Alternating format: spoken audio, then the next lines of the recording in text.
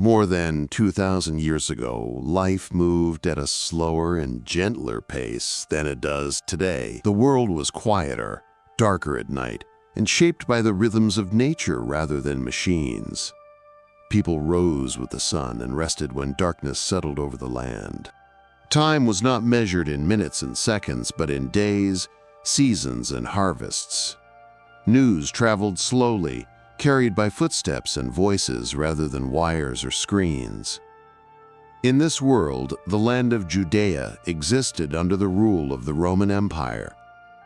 Roman authority reached into daily life through taxes, laws, and soldiers who traveled the roads.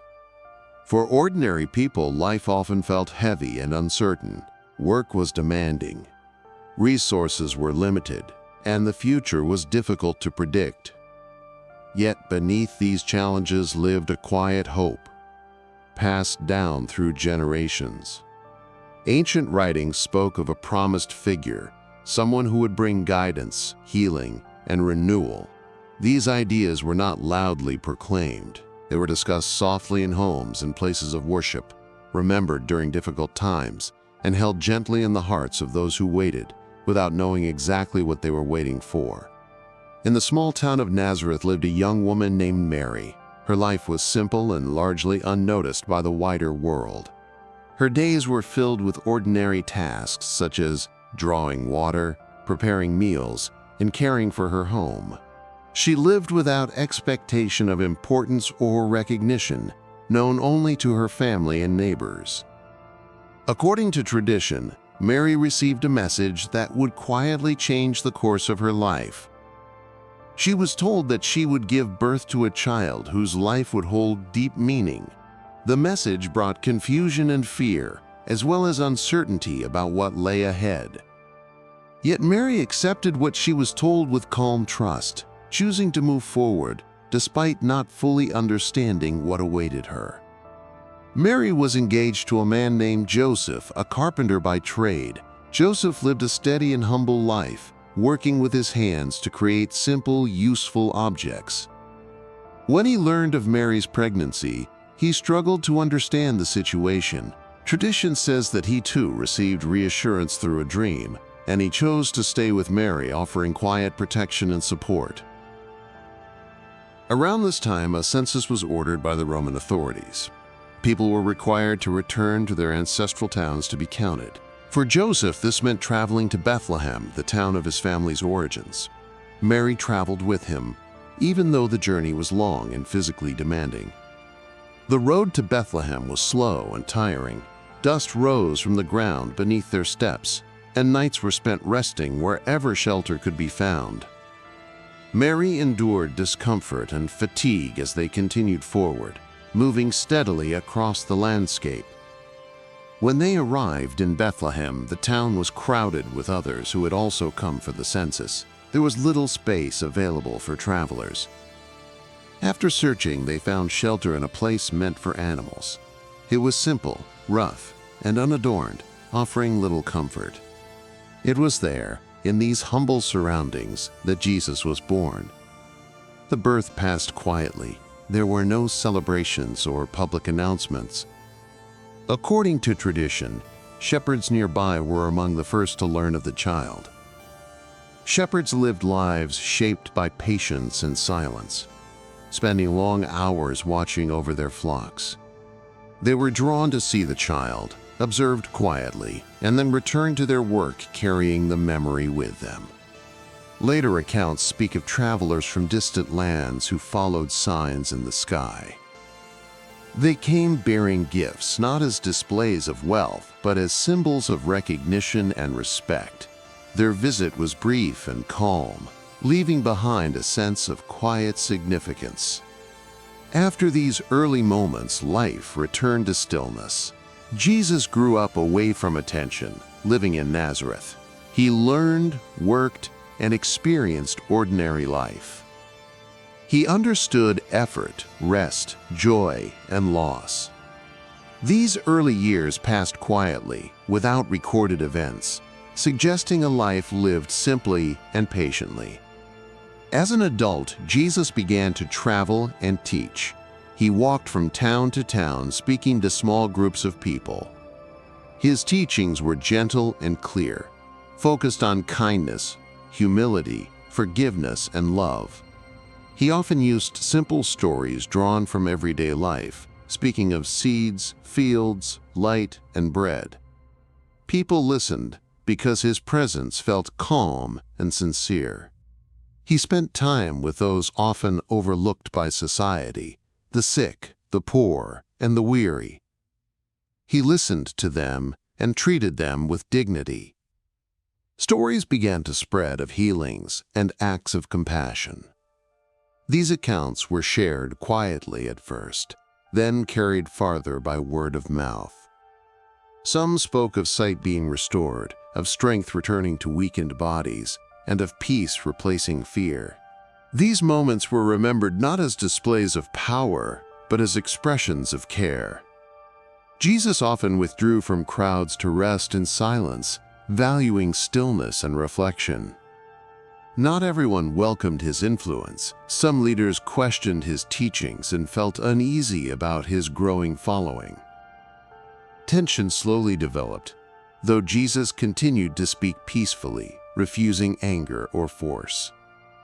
As time passed, his story moved toward a difficult ending marked by suffering and sacrifice. Yet even in these moments, tradition emphasizes forgiveness and compassion, rather than bitterness or resentment.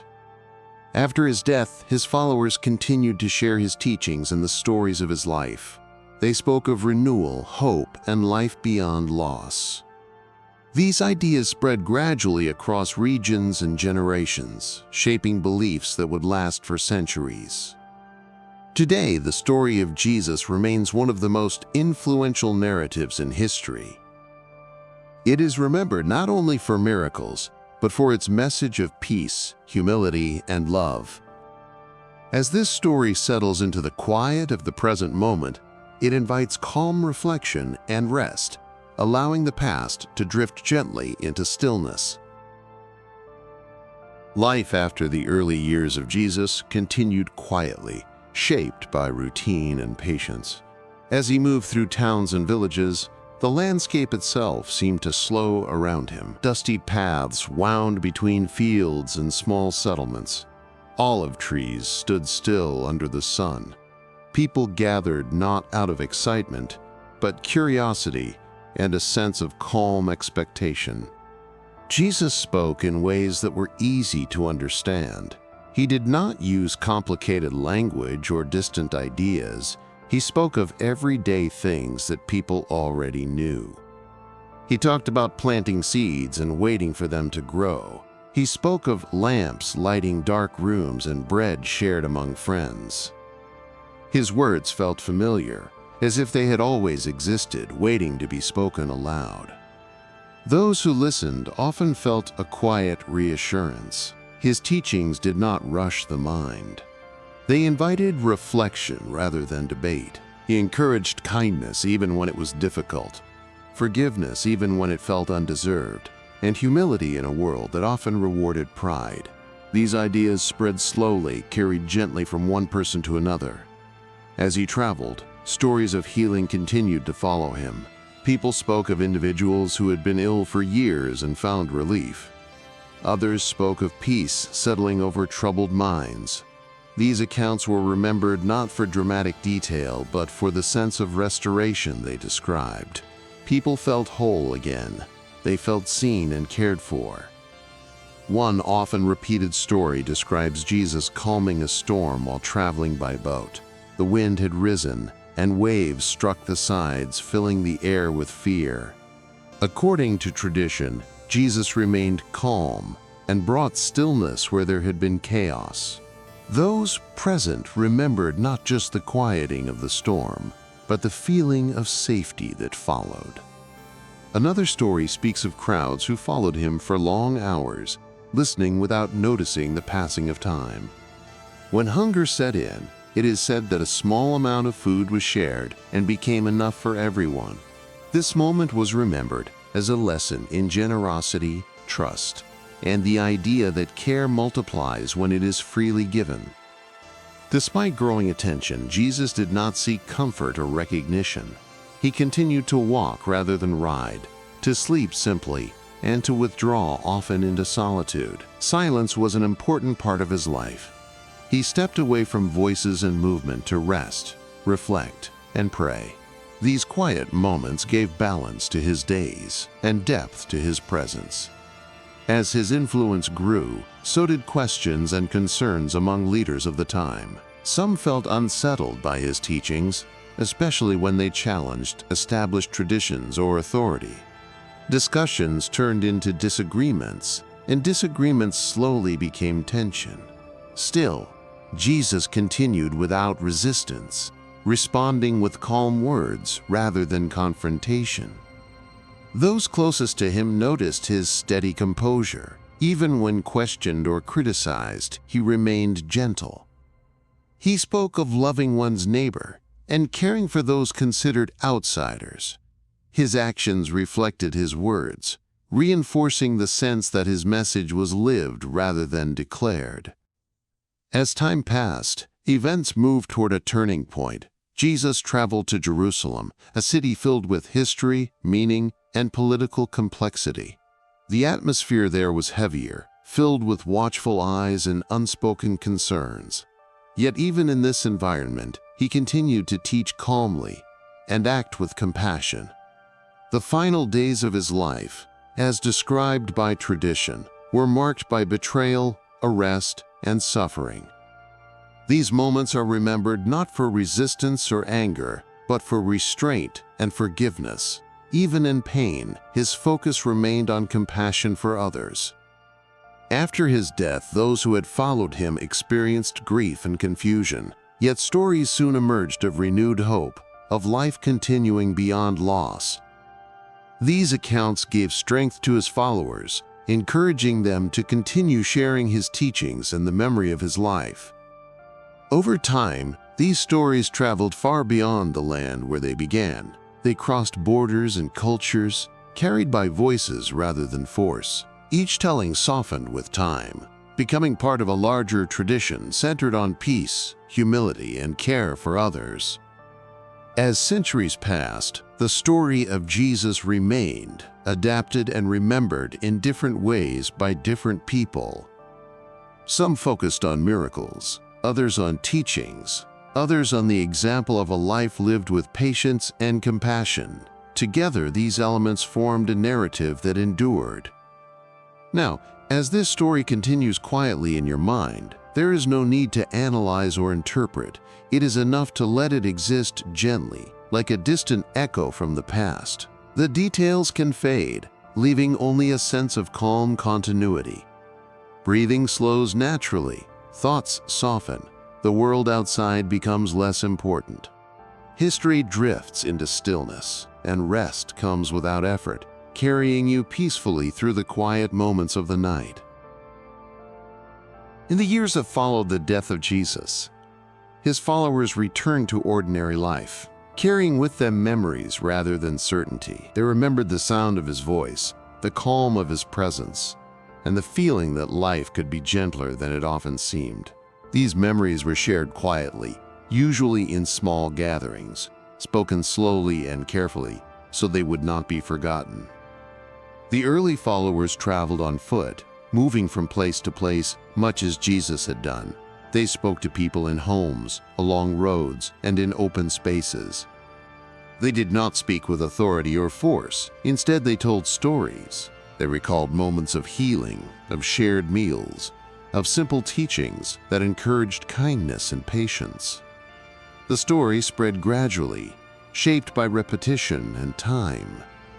Many of those who listened were drawn not to power or spectacle, but to the idea of hope rooted in compassion. The message felt human and reachable. It spoke of caring for the vulnerable, forgiving those who cause harm, and finding meaning in humility.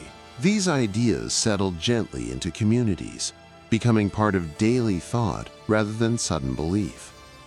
As the years passed, the Roman world continued its steady rhythm. Cities expanded, roads stretched farther, and cultures mixed. Within this vast structure, the story of Jesus moved quietly, carried by individuals rather than institutions. It adapted to new languages and customs, yet retained its central themes of peace and love. Written accounts eventually began to form. These writings gathered memories, teachings, and stories into organized narratives. They were copied by hand, slowly and carefully, ensuring that each word remained close to the original telling. These texts would later become foundational, but at the time, they were simply records meant to preserve memory. Miracles remained a central part of the story, yet they were often described with restraint. The emphasis was less on the extraordinary act itself and more on its effect. A person once isolated was restored to community. Someone burdened by illness found relief. Fear was replaced by calm. These outcomes mattered more than explanation. Over generations, interpretations varied. Some saw the miracles as literal events. Others understood them as symbolic expressions of spiritual healing and renewal. Both perspectives existed side by side, often without conflict. What mattered most was the sense of hope they inspired. The birth of Jesus continued to be remembered as a moment of quiet significance. Not a beginning marked by power, but by humility. The image of a child born into simple surroundings remained central, reminding listeners that meaning does not require grandeur. This idea resonated across centuries, especially during times of hardship. As history unfolded, empires rose and fell, borders shifted, languages changed. Yet the story endured, retold in monasteries, homes, and later in books and art. Each retelling softened its edges, making it suitable for reflection rather than urgency. For many, the story became a source of comfort rather than instruction. It was returned to during moments of uncertainty, grief, or exhaustion. The gentle rhythm of its events offered reassurance that calm could exist even within difficulty. In quieter moments, people reflected not on doctrine, but on example. A life lived slowly, words spoken thoughtfully, power expressed through compassion rather than control. These reflections required no argument. They simply settled into awareness. Now, as the story rests in the present moment, it no longer needs to move forward. It can remain where it is, suspended gently between memory and rest. There is nothing more to add, nothing more to reach for. The past fades softly, like light dimming at the end of day. Thought gives way to stillness. Breath continues without effort. History becomes quiet, and sleep arrives naturally, unhurried and calm.